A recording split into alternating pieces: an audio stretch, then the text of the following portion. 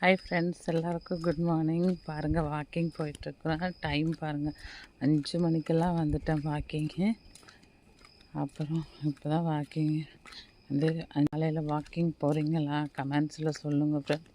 எல்லாருமே காலையில் எப்போவுமே வாக்கிங் போங்க.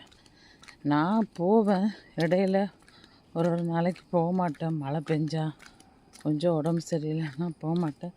பாருங்கள், எல்லோரும் அங்கங்கே நடந்துட்டுருக்குறாங்க. லைட்டெல்லாம் போட்டு காலையில் 5 மணிக்கு லைட் போட்டுருவாங்க. போட்டதுக்கப்புறம் இப்படி வாக்கிங் போகணும்.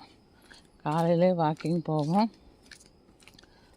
காலையில் ஒரு கப்பு சுடு தண்ணி குடிச்சிருவேன். காலையிலே குடிச்சிட்டு இந்த தொப்பையை குறைக்கிறதுக்காக தான் இந்த பாடு. இப்போ போக நம்மளுக்கு சுகர் வேறு இருக்கா. சுகர் இருந்தால் டாக்டர் என்ன சொல்லியிருக்கிறாங்கன்னா வாக்கிங் போகணும் அப்படின்னு சொல்லியிருக்கிறாப்படி. அதனால் வாக்கிங் போயிட்டே இருக்கிறேன்.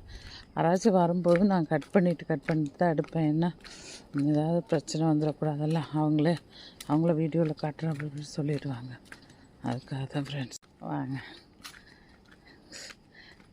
என்ன தெரியுமா, வாக்கிங் போகிறதுனாலே நம்மளுக்கு நிறைய பெனிஃபிட் கிடைக்கிது ஃப்ரெண்ட்ஸு. உடம்புக்கு எக்ஸசைஸ் காலையிலே பண்ணிட்டோம்னு வச்சுக்கோங்க, அது நம்மளுக்கு உற்சாகத்தை கொடுக்கும்.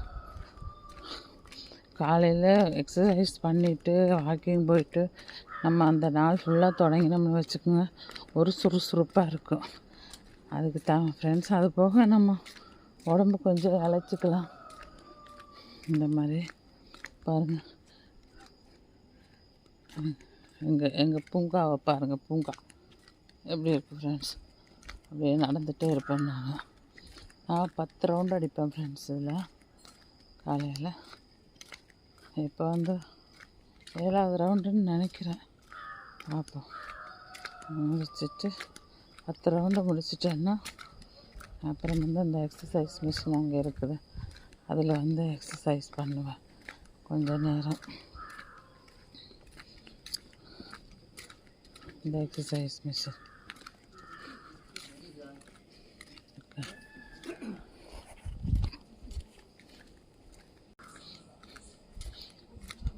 நான் என்ன சொல்கிறேன்னா, எப்போவுமே நம்ம சுறுசுறுப்பாக இருக்கணும். அப்போ தான் நம்மளுக்கு உடம்புல இருக்கிற நோய் நொடியெல்லாம் காணாமல் போயிடும்.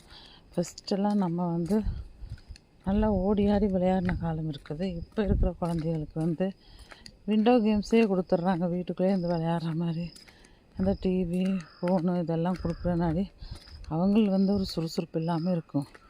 ஃப்ரெண்ட்ஸ், நம்ம குழந்தைகளை நம்ம தான் பார்த்துக்கணும். Okay friends.